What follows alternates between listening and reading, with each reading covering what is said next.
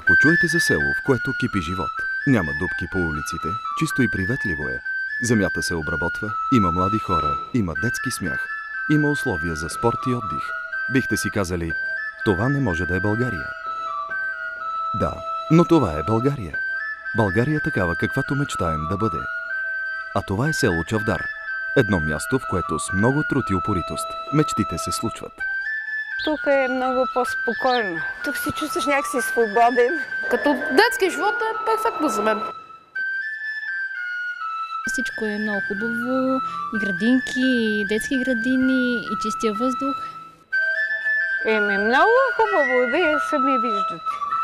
Това е прекрасно, кое село е така уредено. После тук няма дори най-малката уличка да не е асфалтирана, да не е оправена. Всичко е толкова хубаво. Много е приятно. Най-старите сведения за съществуването на днешното село Чавдар датират от 15 век, когато то се е казвало Коланларе.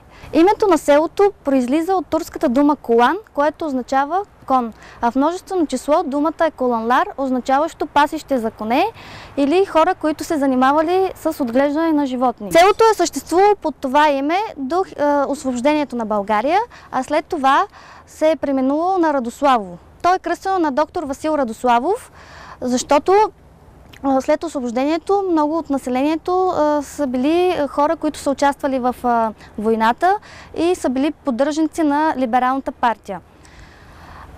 Под това име селото е съществувало до 1945 година, когато вече е приело сегашното си име Чавдар. Сред склоновете на Стара планина и Средна гора, по поречието на река Тополница, насред Величествена гора се намира най-малката община в България – Чавдар.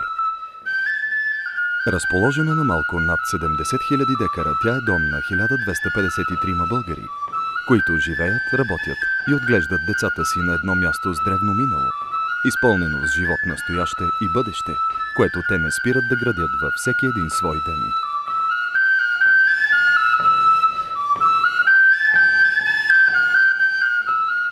Тези щедри, но и много истински думи, изречени от голям българин като доктор Васил Радославов, говорят красноречиво за мястото.